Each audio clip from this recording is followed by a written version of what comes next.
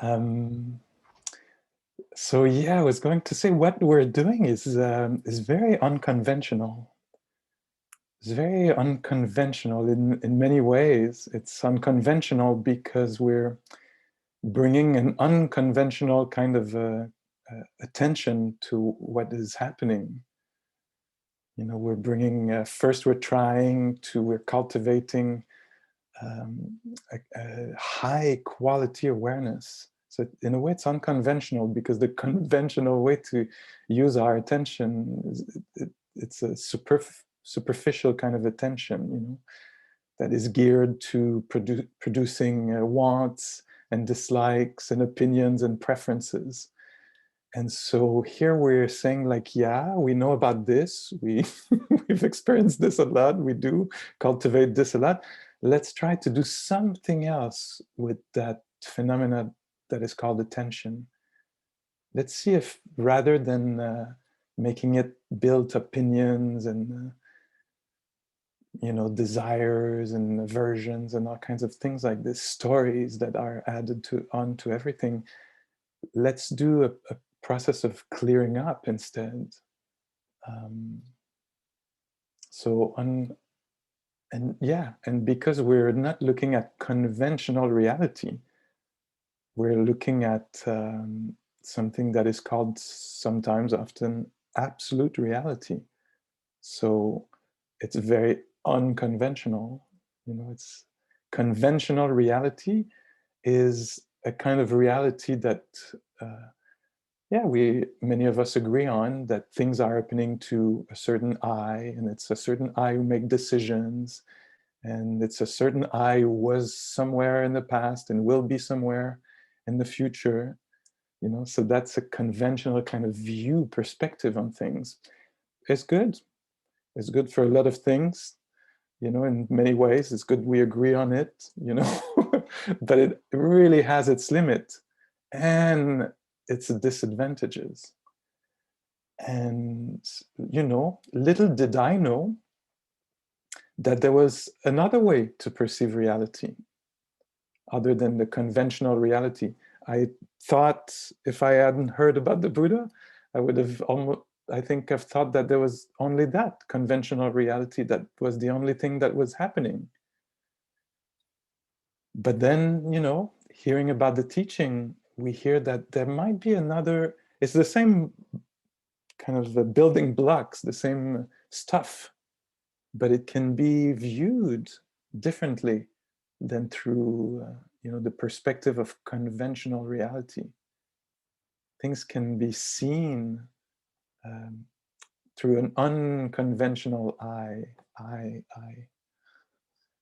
Um, that's what's called going against the stream. It's a way we talk about Buddhist practice, as many of you know, of course. And so we're starting to use the senses also in an unconventional way. And I love, and I come back with these, you know, to retreats all the time because they inform my own understanding of the practice. But I'm thinking here now of Bonnie Duran, who lives in your state, or the state where most of you, I think, reside. Bonnie, dear Bonnie, when she says, you know, from the eye of the researcher, the scientific, when she says, you know, mindfulness is high quality data collection. And so we actually use the senses in an unconventional way.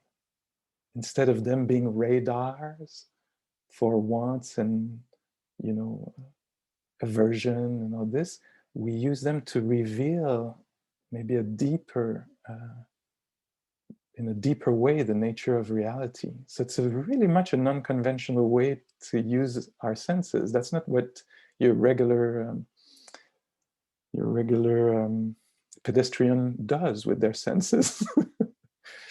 You know, and so it's a training. It's not easy to do.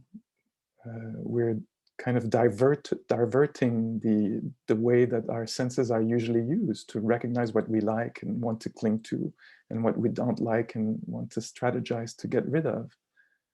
we use the senses to come closer to events, phenomena.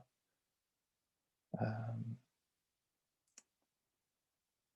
yeah, and the system is so amazing. The system is so sensitive, amazingly sensitive. And for us, it creates a lot of trouble. It's not easy to have such a sensitive system, you know, because, you know, things that are unpleasant are really felt as unpleasant, you know, and things that are, you know, rich, beautiful, meaningful, you know, we vibrate very strongly with them, so we tend to cling to them, and so it's not easy to be so sensitive, you know, at the skin, just the skin, that surface of the body. But the eyes are so incredibly sensitive. They can pick up a lot of nuances, you know, in the body language of a friend, you know, so sensitive that we'll, you know, even if the friend's saying, no, no, I don't mind, I don't mind, you know, we'll pick up in the voice that something is off here. So incredibly sensitive. And so we use that sensitivity in practice to inform us about reality in a deeper way. So again, it takes some training to do. And it's good to think about this to understand what we're doing. Because we could sit here all day of practice, you know, emitting opinions and wanting to feel something else. Because of course we're sensitive. So we feel confusion and we would prefer to feel clarity. Or we feel dejected or doubt and we would prefer to feel confidence and, you know, whatever else feels good.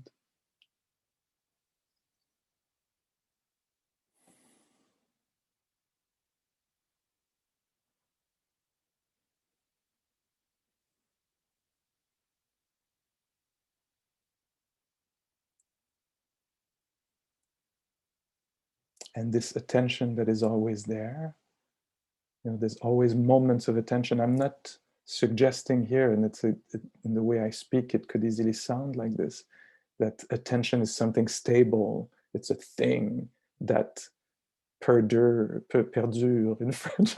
I'm translating a French word here. It might fail miserably. It, it has constancy, stability, solidity, you know, attention. It's moments. There's always, in every moment, there is attention, but it's flickering, you know, attention to a sound, attention to a sight, attention to. So there's always attention, but often it's unconscious. Would you agree with this? I would like you to check this out in your own experience. Like, as there have been moments, it could be seconds or it could be 20 minutes or a few years where, you know, there was attention, but it was not conscious, you know, when suddenly, you know, the bell rings and you're like, oh, you know, there was a 20 minutes of attention. It was caught in a story about the past, but there was not, you didn't know that exactly while it was happening. Do you see what I mean when I say this? Yes, huh? Several examples maybe come to mind, or we don't even remember because there's been so many. So there is attention, but it's unconscious. It's not. And so we're trying to do something very unconventional. We're trying to have our moments of attention be kind of highlighted. We're trying to know where attention goes, what it's meeting, what it's revealing, what it's yeah, what it's knowing. And I remember many years ago, and things being impermanent, that might have changed, but still, I think it was useful for me to hear. And so maybe for you also, I remember hearing Gil Fronsdal suggesting, I think he was talking in terms of a hypothesis, like suggesting, could this be that? You know, let's go and check it out. But he was saying, what if mindfulness was a kind of applied, um, like intentional thing, you know, that we're doing today. We're applying mindfulness. We're we're intending to be aware of what is known, you know, what is, where attention goes, what what mood is attention colored by, if I can say it like this. And he was saying, so this would be mindfulness. It would require intention and effort. And he was saying, and there might be something else that has the same quality without the effort. It becomes natural. We could call it awareness. So on a retreat like this, we might spend most of the time trying to be mindful and forgetting about it, you know, and applying mindfulness again, and at some point, maybe it jives. Is that the word in English? You know, it comes together for a few steps where we're not actually making it happen. It's just a state. It becomes a state, not an intention, but a way to experience life. And if we go on a longer retreat or we have a strong practice, it might become established, like a default setting, you know, a quality of awareness that is there. So the concentration we were talking about earlier, so the mindfulness stays, and it doesn't require an effort. It's just a way, it becomes a way of being. These are really good conditions, you know, when suddenly there's awareness. It's a way of being, maybe for a few seconds, a few minutes, a few days, or I would imagine for some, for a number of years. It's just so well established that, you know, forgetfulness doesn't actually arise. I don't know.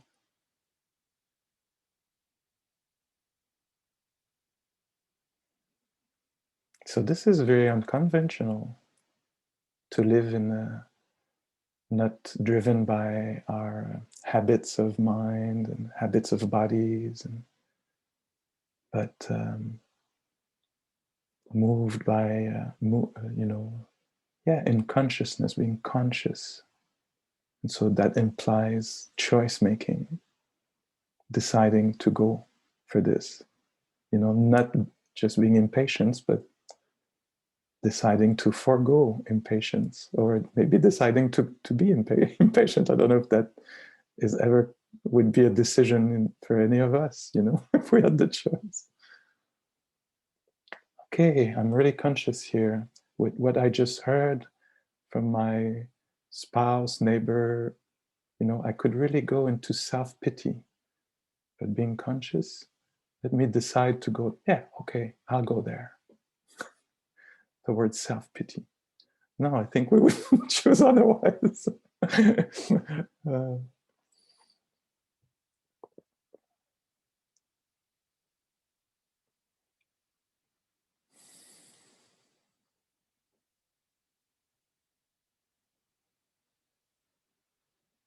And so we're developing these qualities so that we can come really close to experience. To me, I often talk about this in this way, and you might have heard me, you know, like this is the laboratory. When we go on retreat or whenever we become mindful in our life, you know, the environment changes. It's not just me and my life and not getting what I want, but it becomes a research center. Let's research, you know, how the mind behaves. You know, so it's unconventional to live like this, to actually, you know, become interested by situation in terms of what they lead to inside oneself, how they are understood. An example that came to mind earlier today, I was remembering practicing a few times, not very often, but a couple of times, spending time with Dr. Tintin, who is an American living on the West Coast. She's a doctor and a Dharma teacher, and born and raised, I think, in Burma. And when you go to practice with her at her place, there's no sitting, no formal walking. We live together.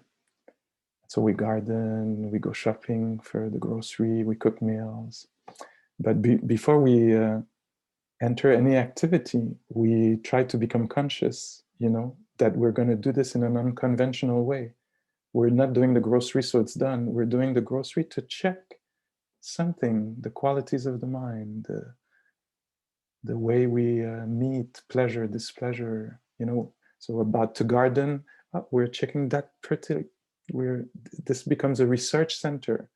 The next hour of gardening is a way to see how we can take things personal or not, or how something. It could be the body, it could be the emotions, it could be the pleasure, displeasure, different parts of the human experiences. The Dharma is, and so it's really interesting to see how it's flickering the research center, because we'll say, let's cook a meal. Pascal, you'll cut the onions for that recipe. And I'm told, like this is a research center where it's not so much about the meal. It's about discovering how the mind meets reality. And suddenly I get totally engrossed into, but the meal and like, no, it's not about the meal. It's about studying the mind. Do you see what I mean by that? And so when we do a home retreat, to be in the home in a non-conventional way, of course it's going to be flickering. Like, this is my retreat now. I'm here to sit, walk, slow down, and allow taste to appear and disappear. And suddenly, whoops, I'm right back in my habits. And so it needs a lot of clarity. Sangha, the community, we help each other do this. We come back in the morning like, hey, we all remember, it's not about being habitual in our house. This is now a lab. It's a research center about human nature, and whoops, we'll forget about it. But I agree, it's an unconventional way to be home, or it can be a very conventional way to be home. You could miss most of it by just being habitual. So very unconventional way to be in a body, to use the body.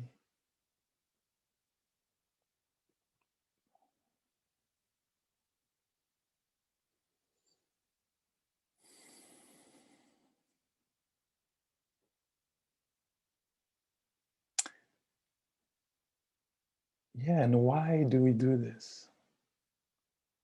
Because we want to come closer to experience. And there was somebody today who wrote a question. I'll read at least the first part of it just now. Isn't it all just energy? And why is it so important to distinguish between what is known if it is all interdependent, all one? So I'll repeat this here. Isn't it all just energy? And why is it so important to distinguish between what is known if it is all interdependent, all one? Why distinguish between breath and sounds and the different events if all of it is just energy and it's all interdependent and all one? Why would we pay attention so carefully, like we say, a step, an in-breath, a sound appears, a taste, the body sitting, the body standing, the quality of light at this time, the quality of light at that time? It's true. If it's all energy and it's all one and it's all interdependent, why would we slow down and pay attention to the different arisings? I think we create that laboratory, that research center. We live in this unconventional way because what is stated in this question, that it's all energy, it's all interdependent, it's all one, is not easy to see. Is not easy to see. And one might be aware of this, maybe intellectually, might believe this because it makes sense for one, but this is so not enough to get out of the suffering that we feel and the confusion and we actually need to pay attention to specific events, those You know, the prescription in a way is quite simple. We're invited to pay attention to the events that are happening now. We're invited to let go of the events that happened in the past or might happen in the future, something that we're usually cling a lot to, really fascinated by, give a lot of value to. I don't care about now. It's about what happened yesterday or 10 years ago or what might happen next week, you know? And so we say, let's pay attention to what is happening here now. Get really close to it because there's so much information in it. If we happen to live in our mind conventionally, we're in a kind of view of things about where I is kind of predominant. I think this, I want that, I want that. It's very conventional, and everything is going to be hidden from us. We won't be able to see the underlying pattern. And so we pay attention to a sound because we're going to eventually see it appear and disappear. And we're going to see this with a step. And we're going to see this with construction of mind, a story that is told. Next week, da, da, da, da, da, and then whoops, next week will vanish right in front of our eyes or in this moment of sitting. And if we attend unconventionally to our experience, conventionally attending to our thoughts is to believe them, to give them solidity and realness and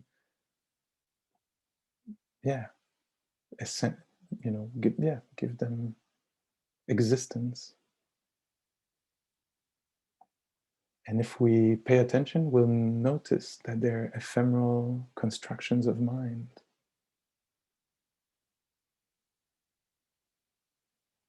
And then we'll start to see the underlying pattern, as you know, as many of you know. But it's good for us to remember together what we're doing. We're actually paying attention to sounds and steps and breaths and emotions and thoughts so that we can see the underlying pattern, which is the passing, the ephemeral nature.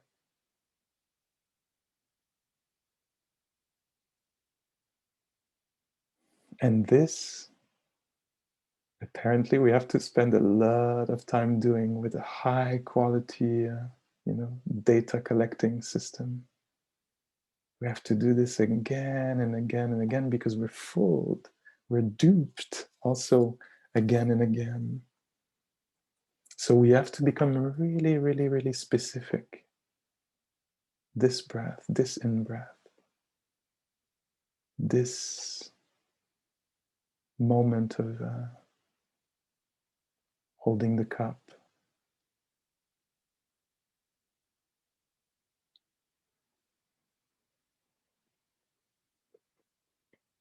In a non-conventional way. In a conventional way would be superficially being aware, would be almost like in a kind of demeaning way, like, oh yeah, it's just me closing the door of the bathroom, don't care. But we close the door of the bathroom in an unconventional way with lots of attention. Because we're going to notice amazing things as we do this. That the one who was closing the door died, vanished.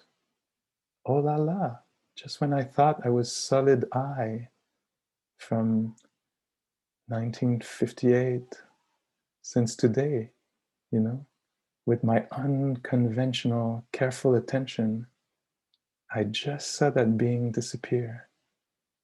And now, whoops, they're sitting on the bowl. There's another being here. And later another being somewhere else. Another moment of experience.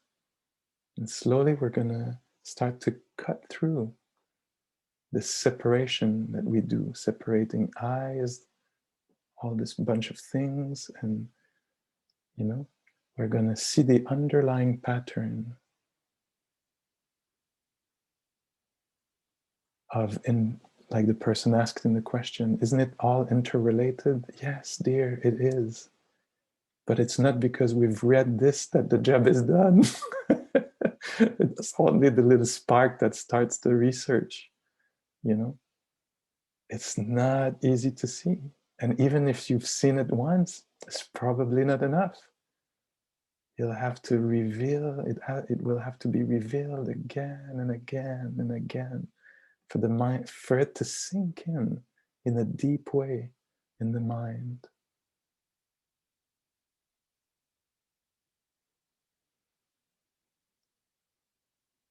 God, it's such a big job to actually undo this perception of a solid, permanent self, that creates all the fear, the feeling of separation.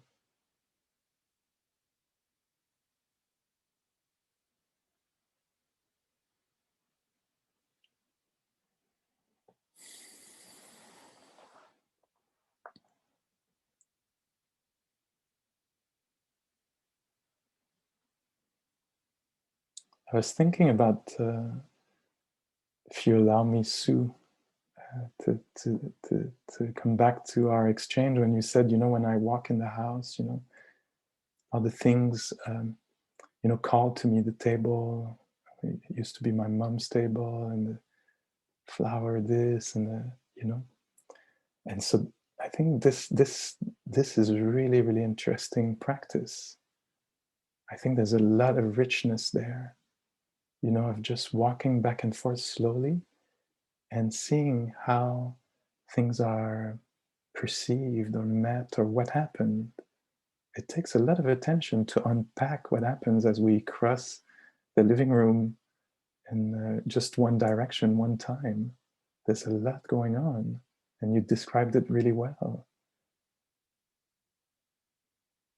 To me, it's fascinating. I've been spending a few decades now studying this. How, a moment of contact. So let's take, we're thinking of Sue seeing a table in the apartment.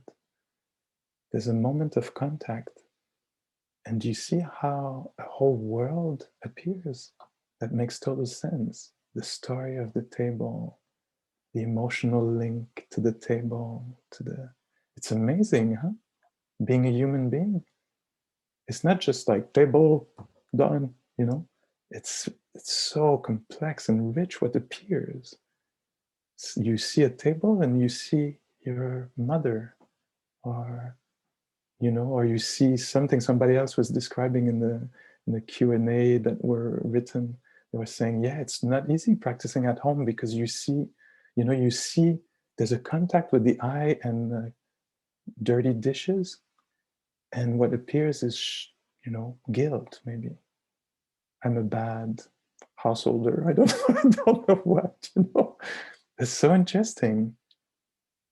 We really need to have an unconventional attention to actually see the play of meaning and perception that is at play. Just a moment of contact with the eye and basically light, but we could go further and say dishes, dirty dishes, and suddenly a self is born. A self that is so, I don't know what, lazy, so not, I don't know what could be the thoughts that would follow. Do you see how the world is created? The world we inhabit? Absolutely amazing. If it was only in the apartment with the table and the dirty dishes. But no. White supremacy, whiteness as supreme. How did we buy into this? I would think all of us, whatever our color is, the color of our skin, somehow the dominant culture rolling on through the centuries made us believe that white was supreme, either more intelligent or more gracious or more, I don't know what. But somewhere in your mind, I'm pretty sure you bought into something like this. Otherwise, we wouldn't be where we are today. I certainly did. Was it through the media or the family? You know? And how a world of suffering is created. A lot of unpacking to do. Maybe for some of us it's very clear because we feel it every day. And for some of us, it's kind of blurry. We haven't noticed yet, or becoming only starting to notice that something's wrong.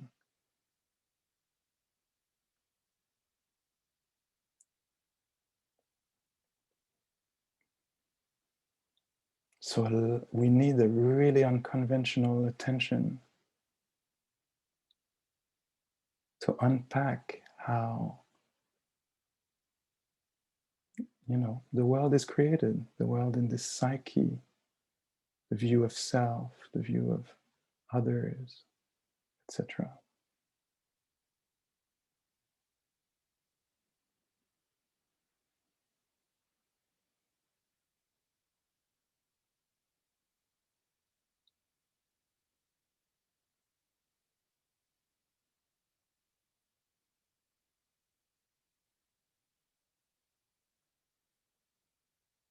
And it's possible to do it. How amazing is that? That's even more amazing when I see the depth of the conditionings in my own mind, and to think that it's possible to unpack the mind so that we can free it.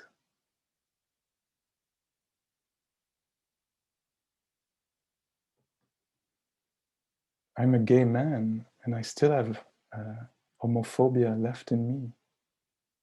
I was well trained in the dominant society to perceive myself as a little bit less than others.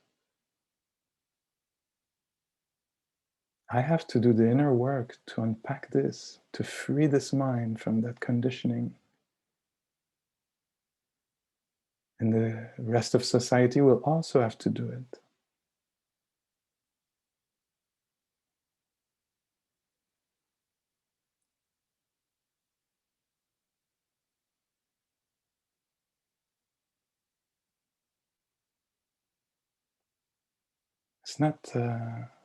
It's not easy work. It will require so much careful attention because it's all mirage. Huh? We don't even know it's there. It just appears like this. It's like this. What do you mean? This is how it is, To actually see through a mirage, that these are this is the words that the Buddha used, mirage. Not in English, but to see through the mirage of self, through the mirage of bad self, through the mirage of more worthy self. All these constructions, constantly reorganizing what we see, unnoticed by us most of the time. And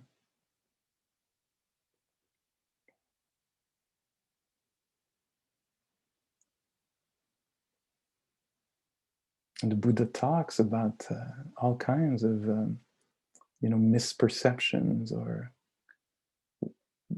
wrong views.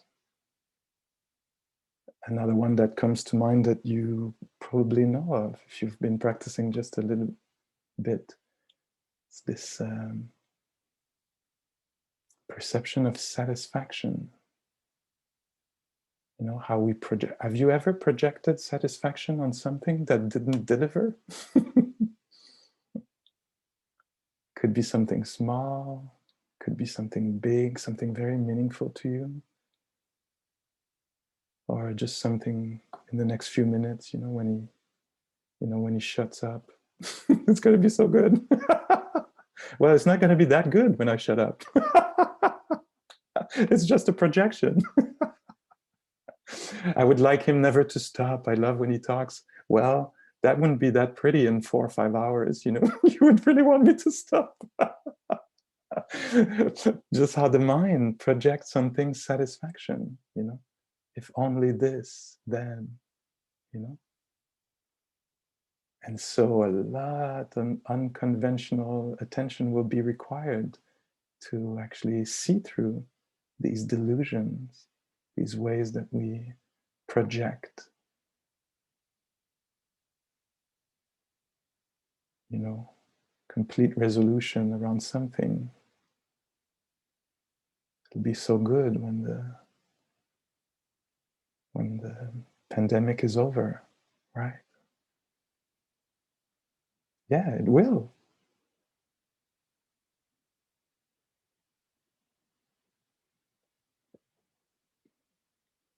And so we pay really careful attention to see how we put on things features that are not theirs. Permanence, solidity, satisfaction, mine, not mine, separate, worthy, not worthy.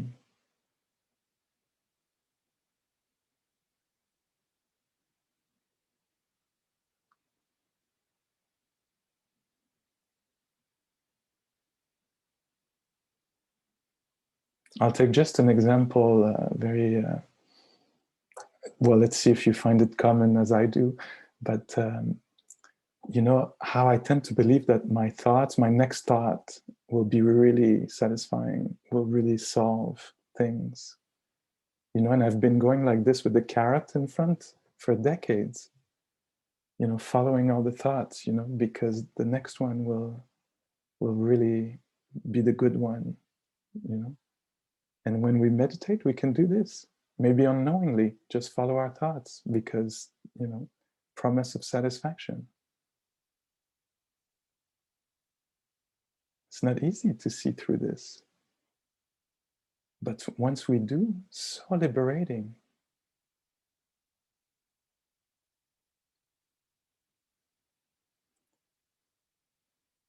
For me, since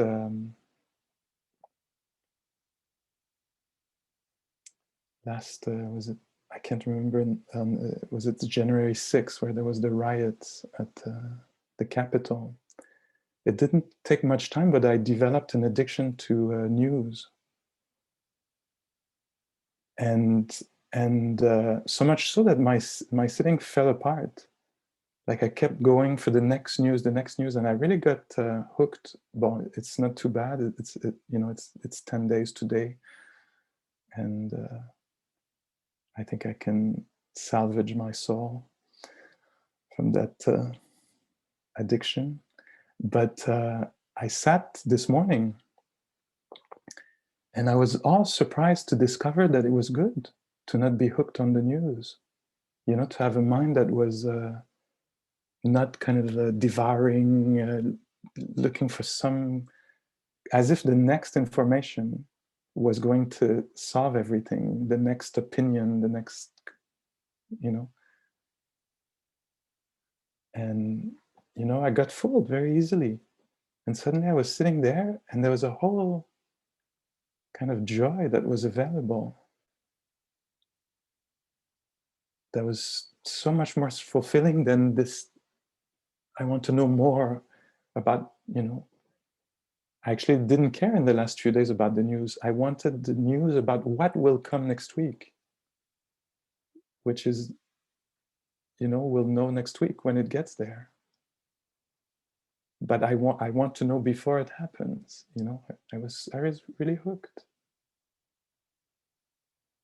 forgetting that there was so much richness in quietness, in care, so much maybe joy possible, or compassion, being okay with not knowing, you know, being okay, not in a fun, easy way, being okay in a sweet and sour, maybe, way, in an uncomfortable way, being okay with not knowing how things are going to turn out, or allowing for that kind of discomfort to be there. instead of chasing for.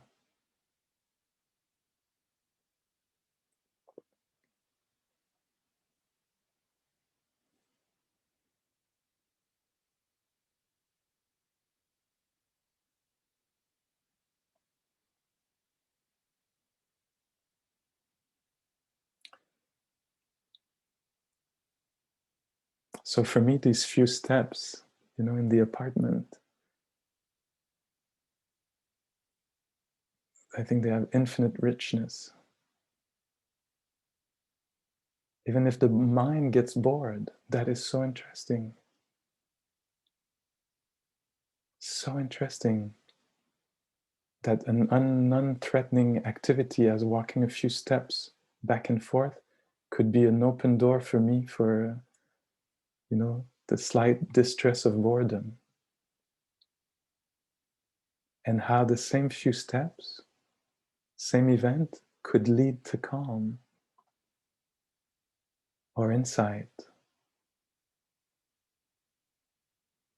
It's worth being bored a little bit to just know that this mind can, create misery for itself or create something else.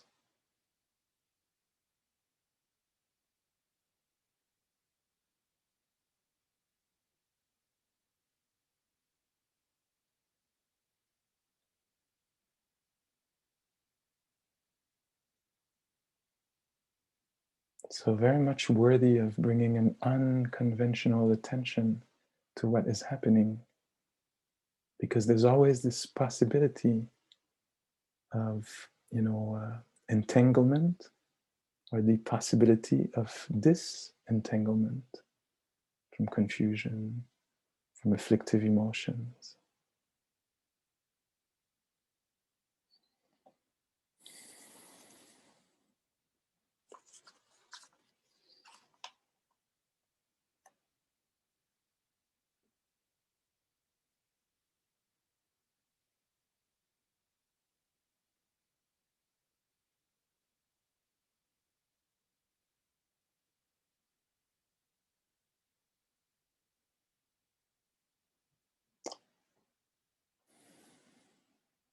Yeah, so maybe I'll finish just with this, returning to alchemy, because that's, I think for me these days, that's what's the most interesting of all this. How anything can lead to disquiet, and how anything can lead to clarity or compassion, contentment, or joy. You just think of the Buddha saying something like, your opinions should lead to calm and clarity. It's amazing how, for many of us, our opinions lead to agitation and distress, and, so bringing unconventional attention so that our opinions will lead to clarity and calm, or to energy instead of, the losing energy. Is it Monday that is Dr. King's Day in the States, in the United States? Yeah. How opinions can lead to a tremendous amount of energy, to action, to speech that is, conducive to peace, and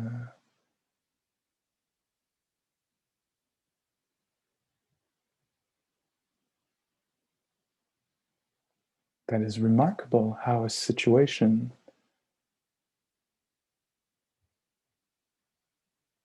that hasn't changed so much, I guess an oppressive situation for a human being, can drive them to show the best of what a human being can be. Become leader, peacemaker.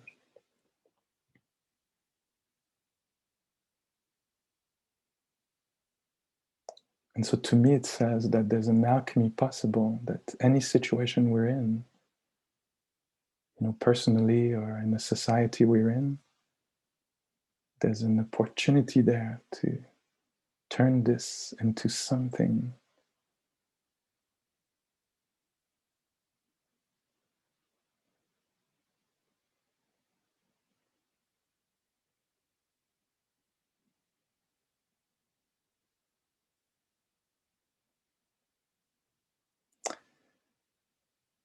And so we're coming to the end of our day.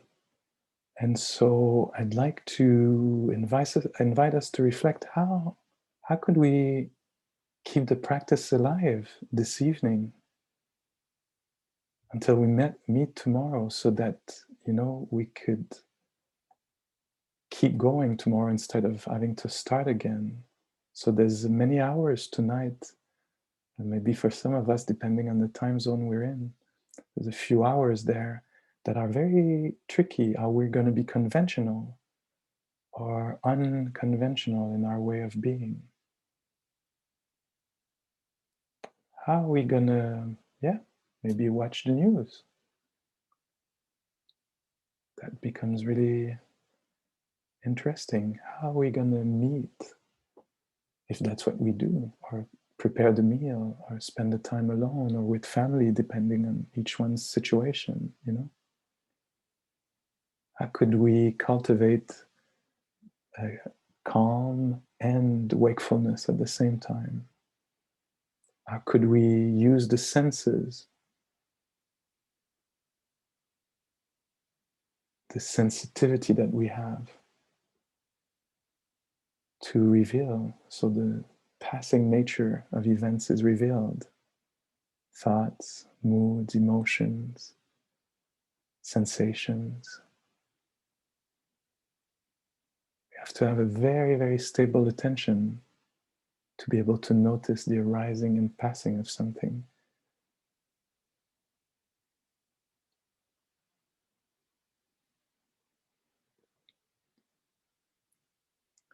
So let's take a few moments here, maybe a little 10 minutes, to just see what's alive.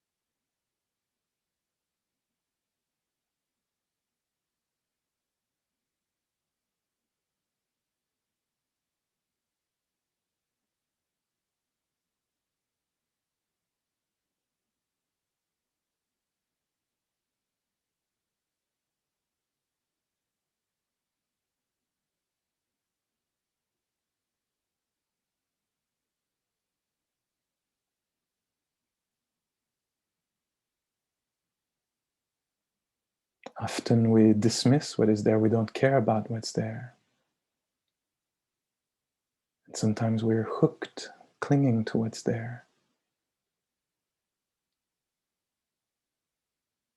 It would be very unconventional to actually experience what's there without dismissing it, rejecting it, not considering it, or without grasping it.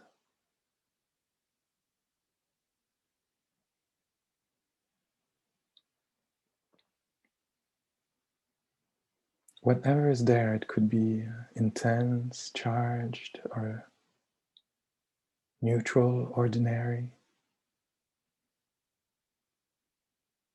agreeable or not.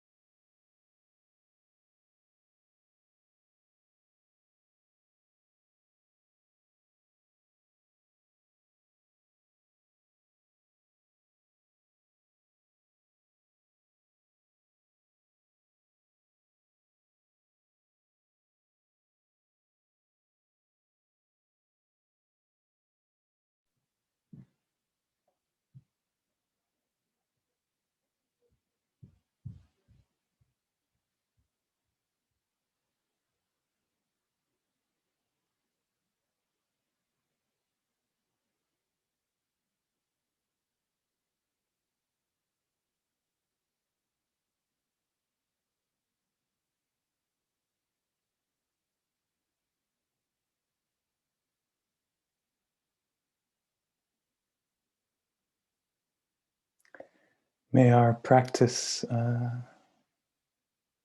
help us find freedom from our conditionings, freedom from the wrong views, and freedom from the entanglement in our psyche for our own benefit, but also for the benefit of all beings. May we be protected more and more by our practice, and may our practice protect also others.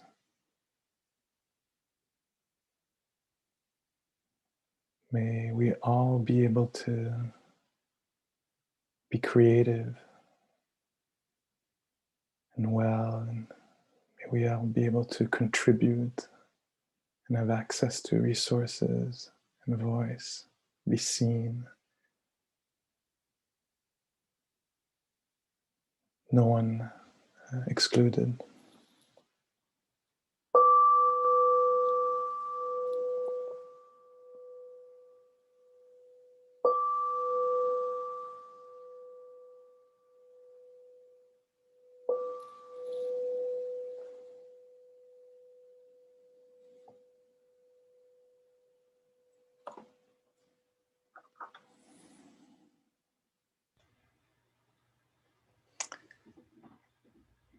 Thank you very much for your practice and attention. Some of the things I raise are uncomfortable subjects. I'm doing this to the best of my ability. I'm a learning human being. I'm a learning cis white male. If there's something that you want me to know that doesn't work for you, please, I'm open to feedback and learning. And some of the things I mentioned, I think we cannot not mention anymore. So, voila. Okay, wish you a good evening of practice. And let's see each other tomorrow morning if it makes sense to you.